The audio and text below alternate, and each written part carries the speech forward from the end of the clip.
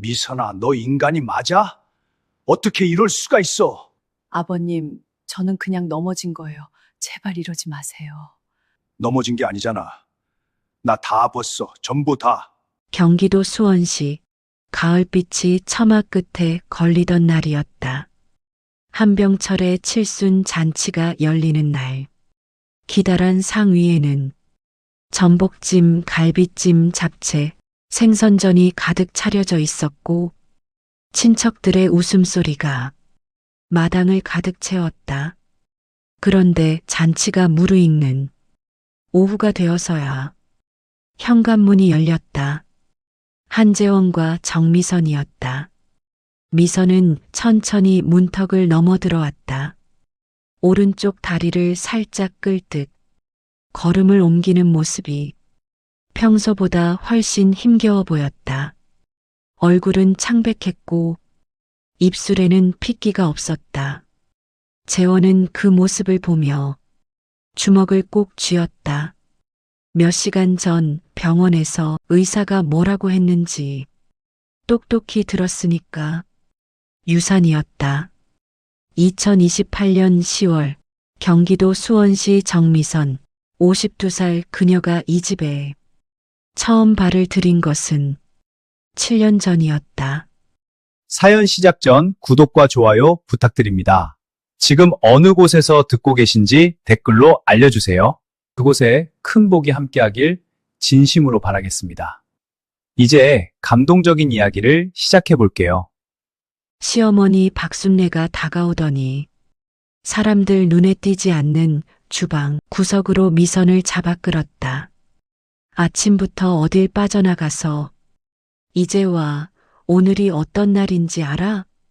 미선은 고개를 숙인 채 아무 말도 하지 않았다. 순례는 그 말 한마디를 던지고 거실로 나가자마자 환한 웃음을 얼굴에 걸었다. 마치 아무 일도 없었던 사람처럼 잔치가 무르익는 동안 상석에 앉은 시아버지 한병철의 시선이 자꾸 한쪽으로 향했다. 미선이 벽 쪽에 조용히 서 있었다. 잔치 자리에 앉지도 못하고 누군가 부르면 움직이고 아무도 부르지 않으면 그냥 서 있었다. 마치 이 집의 심부름꾼처럼 걸음을 옮길 때마다 눈가가 미세하게 찡그려졌다. 병철은 술잔을 천천히 내려놓았다. 저 아이에게 무슨 일이 있는 게 틀림없어. 병철은 조용히 자리에서 일어나 안방으로 들어갔다. 서랍장 달력을 걷어냈다. 조그만 검은 장치가 붙어 있었다. 지난번 귀가했을 때 며느리 얼굴이 이상하다 싶어 몰래 달아둔 것이었다. 노트북을 꺼내 연결했다. 화면이 켜졌고 영상이 흘렀다. 미선이 쟁반을 놓치던 순간, 미선이 무릎을 꿇고 바닥을 닦던 순간, 그리고 순례의 발이 올라가던 순간, 병철은 화면에서 눈을 떼지 못했다.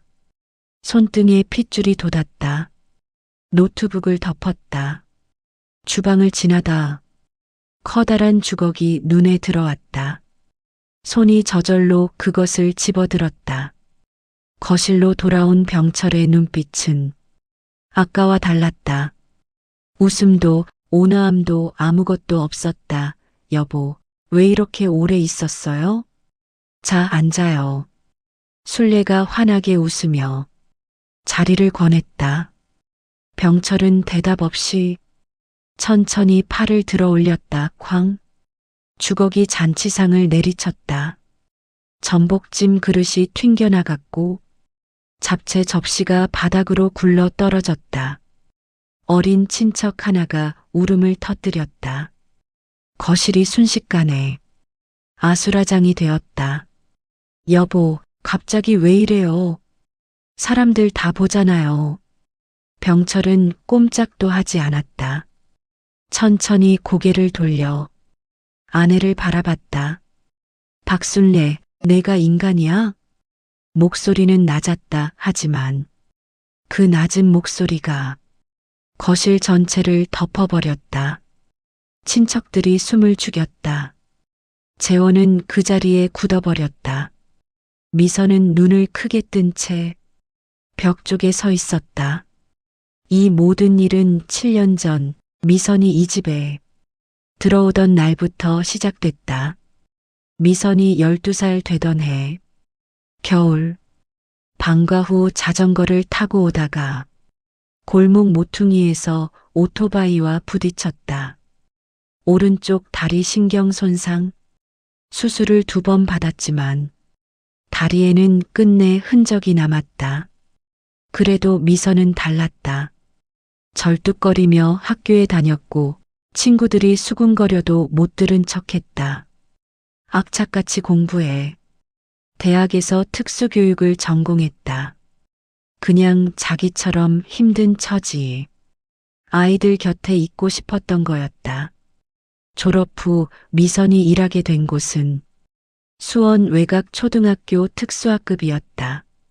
어느 봄날 오후 아이들을 데리고 마당에서 율동을 가르치던 중이었다. 한쪽 다리로 중심을 잡으며 팔을 크게 흔들고 아이들이 따라하면 크게 웃어줬다. 그때 교문 쪽에서 그 모습을 바라보는 남자가 있었다. 한재원이었다. 외과 레지던트를 막 시작한 28배 청년이었다. 다리가 불편하신데도 그렇게 밝으세요? 말이 나오고 나서야 재원이 머쓱한 표정을 지었다. 그런데 미선이 웃었다. 당황하지도 언짢아하지도 않고 그냥 밝게 웃었다. 제가 웃어야 아이들도 웃잖아요. 재원은 그 말을 듣고 아무 말도 하지 못했다. 뭔가 가슴에 걸린 것 같은 느낌이었다. 첫눈이 내리던 날 저녁이었다. 나 미선 씨 좋아해요. 솔직하게 말하는 게 낫겠다 싶어서요. 미선은 한참 말이 없었다. 저 같은 사람이 괜찮아요? 그 말이 무슨 말인지 모르겠어요.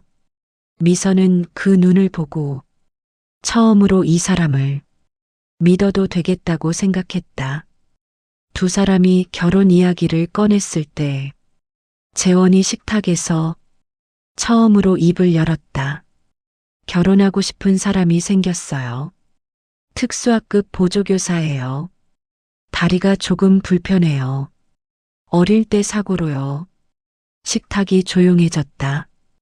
순례의 얼굴이 굳었다. 미선이 집으로 인사를 왔다. 단정하게 차려입고 두 손을 앞에 모은 채 공손히 고개를 숙였다. 안녕하세요. 정미선이라고 합니다. 잘 부탁드립니다. 순례는 미선의 발끝을 한번 내려다보더니 고개를 돌렸다. 미선이 돌아가고 나서 순례가 아들 앞에 섰다. 절름발이를 데려왔다고. 장남이 왜 그런 여자랑 결혼해? 그런 말씀하시면 안 돼요. 내가 의사야, 의사 어머니. 저 그 사람 아니면 결혼 안 해요. 사흘째 되는 날 아침 재원은 밥도 물도 입에 대지 않았다. 결국 병철이 아들 방에 들어갔다. 그 아가씨 다시 한번 데려와 봐. 며칠 뒤 단둘이 마주 앉은 자리에서 병철이 물었다. 반대하는 거 알면서도 오고 싶었어요? 재원 씨가 좋아서요. 저도 제대로 된 가족이 생기면 잘할 수 있을 것 같았어요. 병철이 미선을 한참 바라봤다. 말수가 많지 않은 사람이었지만 눈이 흔들리지 않았다. 그 눈빛이 병철은 마음에 들었다. 알겠어요. 결혼식 날 병철은 며느리를 바라보며 한번 고개를 끄덕였다. 수고했다는 듯이.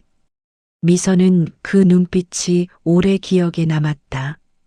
이 집에서 처음으로 받은 따뜻함이었으니까. 그리고 그게 마지막 평화로운 날이기도 했다. 결혼하고 첫 달은 그나마 버틸만 했다. 순례는 겉으로는 조용했다 하지만 남편이 레지던트로 새벽같이 나가고 시아버지가 지방 출장으로 집을 비우는 날이 늘어나자 달라지기 시작했다. 새벽 5시 반이었다. 미선아, 일어나. 오늘 제사 준비해야 해. 제삿날은 맞았다. 그런데 제사는 저녁이었다. 미선은 아무 말 없이 주방으로 나갔다. 그날 하루 종일 서 있었다. 전을 부치고 나물을 무치고 탕국을 끓이고 제사상을 차렸다. 전이 너무 두껍잖아. 다시 해. 생선 머리가 이쪽으로 가야지. 그것도 몰라. 다리가 아파왔지만 앉지 못했다.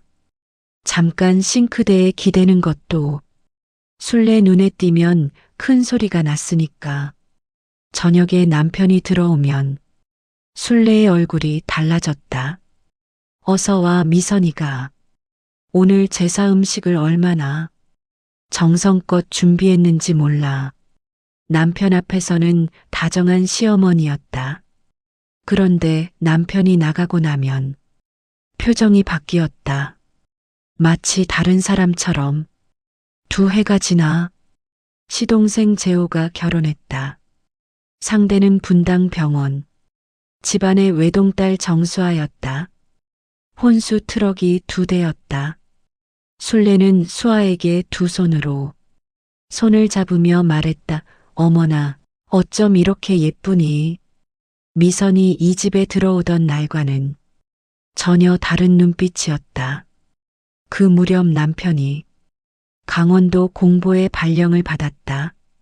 남편이 없자 순례는 더 거리낌이 없어졌다. 너는 몸도 불편한데 왜 이렇게 둔하냐? 다리 아프면 처음부터 시집을 왜 왔어? 어서 일어나. 미선의 어머니 정옥이 한우 한 근을 들고 버스를 2번 갈아타고 딸 집 앞에 섰다. 딸 얼굴이 너무 어른거려서 그냥 지나칠 수가 없었다. 문을 열고 나온 미선의 얼굴을 보자마자 정옥은 할 말을 잃었다. 너무 야위어 있었다. 엄마가 이거 가져왔어. 고기 좀 먹여야겠다 싶어서. 그때 순례가 나왔다. 뭐 가져왔어요? 한우 좀요. 우리 미선이 많이 힘들 것 같아서. 힘들긴 집에서 밥 먹여주는데 뭐가 힘들어요. 순례가 비닐봉지를 받아들고 주방으로 걸어가 쓰레기통 뚜껑을 열었다. 비닐봉지가 그 안으로 들어갔다. 정옥이 굳어버렸다. 미선도 굳어버렸다. 순례는 아무렇지 않은 얼굴로 방으로 들어갔다. 정옥이 딸 손을 잡았다. 아무 말도 못했다. 그날 밤 미선은 서랍에서 낡은 일기장을 꺼냈다. 짧은 문장들을 적었다. 가슴속에 꽉 막혔던 게 손끝으로 조금 빠져나가는 것 같았다. 그게 그 시절 미선이 유일한 숨통이었다. 남편이 공보일을 마치고 돌아온 날, 미선은 현관 앞에서 기다리고 있었다. 남편이 먼저 미선을 안았다. 많이 힘들었지? 아니요, 거짓말 억지 웃음이 아니었다.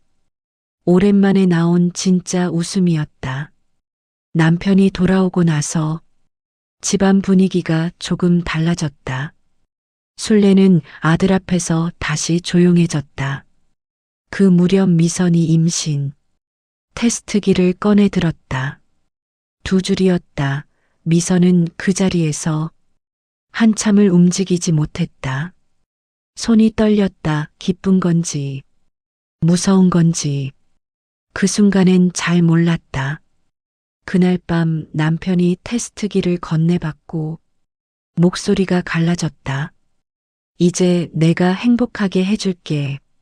진짜로. 미선이 고개를 끄덕였다. 그런데 곧이어 시아버지 병철의 칠순 잔치 준비가 시작됐다.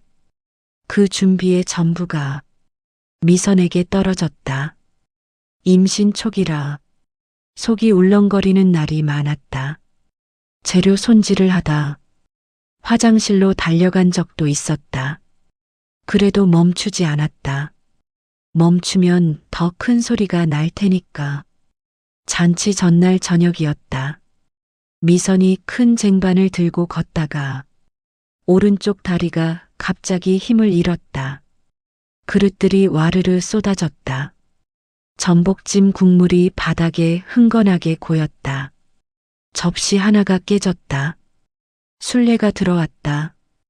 이것도 제대로 못해. 내일이 잔치야. 처음부터 다시 해야 한다고. 제가 다시 만들게요. 시끄러워. 술래가 한 발 더 다가왔다. 그 다음 순간이었다.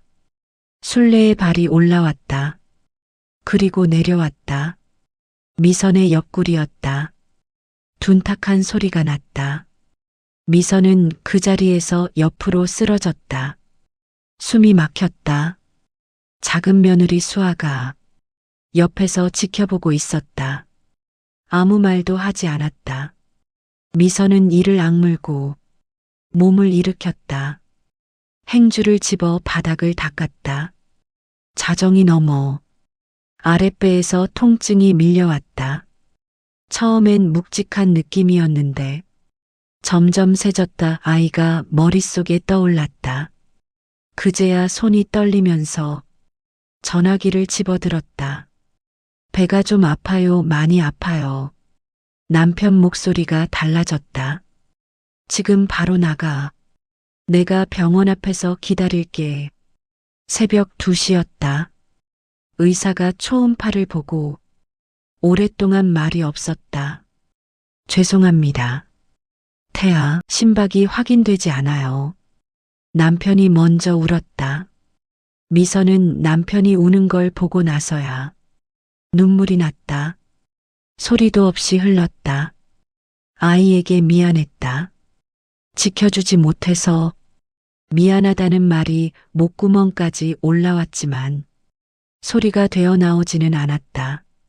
날이 밝았다. 오늘 잔치는 우리 안 가도 돼. 미선이 고개를 돌렸다. 가야 해요. 아버님이 무슨 잘못이에요?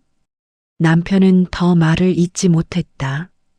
미선의 눈빛에 흔들리지 않는 무언가가 있었다. 오래 버텨온 사람이 조용한 결심 같은 것이었다. 거실 안 누구도 말을 하지 않았다. 병철이 노트북을 켰다.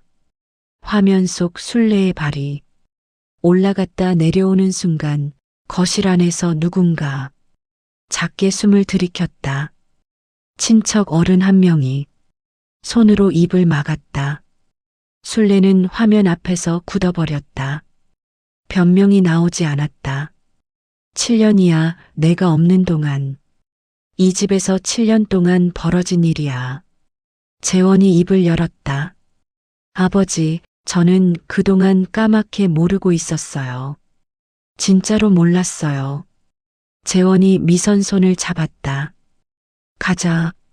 미선이 잠깐 거실을 둘러봤다.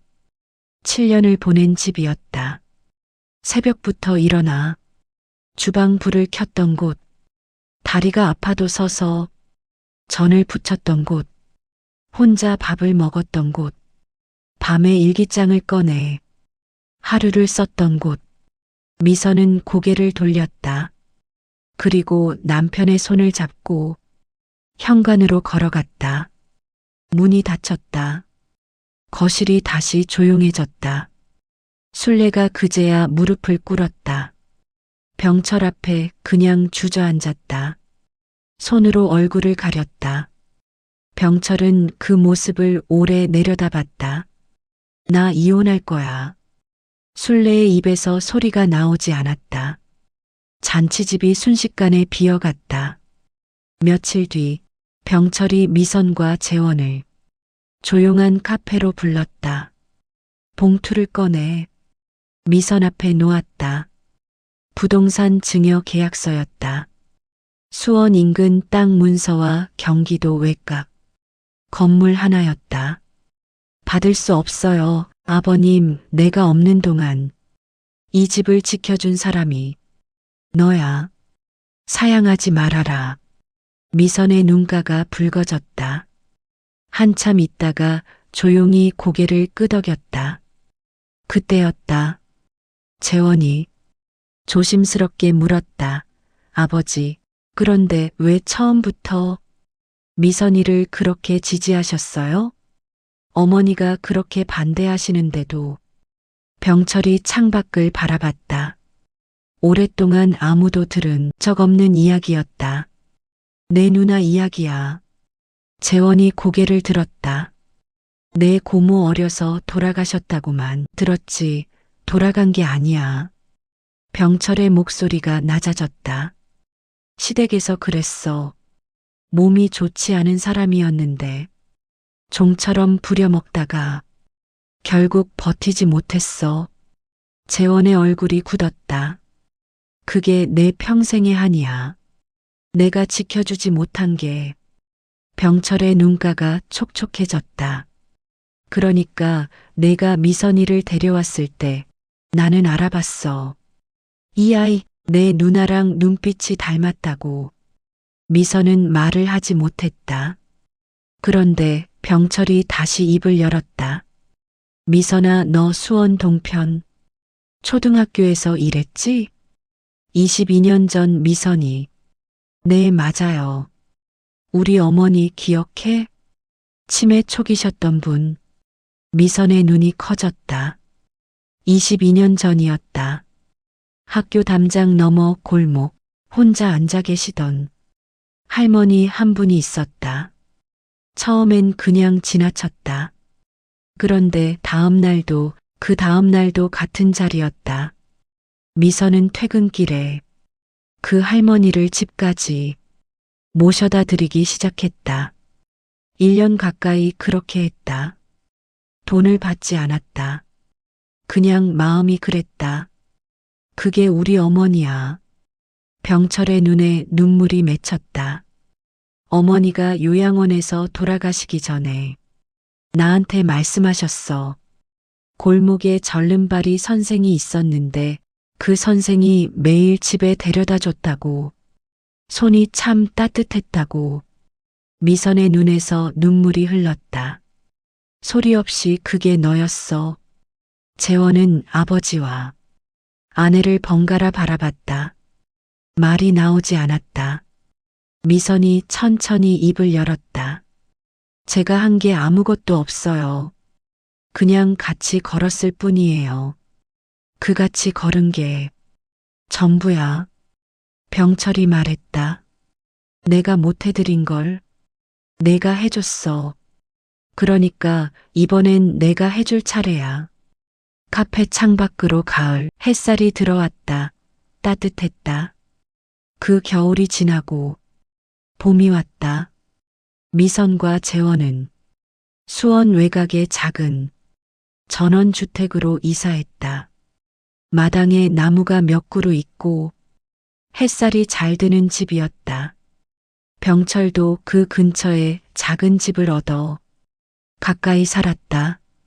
이듬해 봄 분만실에서 아이 울음소리가 터졌을 때 남편은 그 자리에서 소리 없이 눈물을 흘렸다. 미선은 아이를 품에 안았다. 자꾸 따뜻했다. 미안해, 기다려줘서. 고마워 아이에게 하는 말인지, 오래전 잃었던 아이에게 하는 말인지. 미선 자신도 몰랐다. 그냥 그 말이 나왔다. 봄볕이 병실 창으로 들어왔다. 병철이 들어와 아이를 조심스럽게 받아 안았다. 아무 말도 없었다. 그 조용함이 편안했다. 오래전 그 집에서 느꼈던 무거운 조용함과는 달랐다. 이건 그냥 따뜻한 조용함이었다. 아이의 이름은 한봄이었다. 봄처럼 따뜻하게 살라는 뜻이었다. 그리고 오래전 그 골목에서 혼자 길을 잃던 할머니 곁에서 걸었던 그 계절을 기억하기 위해서이기도 했다. 어떤 선함은 20년이 지나도 사라지지 않는다. 그냥 조용히 누군가의 가슴 속에 살아있다가 가장 필요한 순간에 돌아온다. 정미선이 그것을 알게 된 건 봄볕이 따뜻하게 내려앉은 그 병실에서였다. 공감이 되셨다면 구독과 좋아요 꼭 눌러주세요. 댓글로 지금 어디서 듣고 계신지 남겨주시면 그곳에 따뜻한 행운이 가득하길 진심으로 바라겠습니다. 오늘 이 이야기가 여러분의 마음속 어딘가에 작은 온기로 남았으면 좋겠습니다. 더 좋은 이야기로 다시 찾아오겠습니다. 감사합니다. 본 대본은 실존 인물 및 특정 사건과 관계없는 창작 스토리입니다. 등장인물, 장소, 사건은 모두 창작된 허구이며 감동과 공감을 위한 순수 창작물임을 밝힙니다.